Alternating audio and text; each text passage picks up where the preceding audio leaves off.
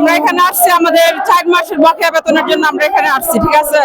4 মাস ধরে মালিক বেতন দিচ্ছে না। আমরা এখানে এর আগেও আসছিলাম, ওরা আমাদেরকে বিভিন্ন ডেট দিচ্ছে, ওই ডেট ফেল হয়েছে, এজন্য আমরা আবার এখানে আসছি। আমরা এখানে আসলাম 2 দিন হয়েছে, কিন্তু এখানে আমরা বসে থাকতে থাকতে আমাদের একজন শ্রমিক ভাই মারা গেছে, আরো 2-1 জন অসুস্থ হয়ে গেছে। তো মানে কেউ কোনো মানে ইয়া করতেছে না আর কি, ব্যবস্থা নিতেছে না।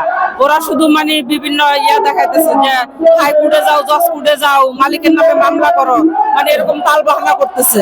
তো আমরা তো মানে কোনো বিচার পাইতেছি না, এজন্য আমরা এখানে মানববন্ধন করছি, মানে মানববন্ধন চলতেছে।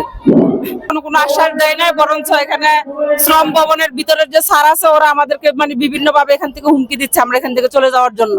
মানে ওরা আমাদেরকে একবার আশ্বাস দিল, আবার এসে আমাদের সাথে খারাপ ব্যবহার করতেছে, এবং কি ভিতর থেকে আমাদেরকে হামলা করছিল। আমাদের একজন শ্রমিকের পাও কাটা গেছে, ওনাকে কালকে ঢাকা মেডিকেলে নেওয়া হয়েছিল। আবার আরেকজন ঘুরে পড়ে গেছে, ওনাকে মেডিকেলে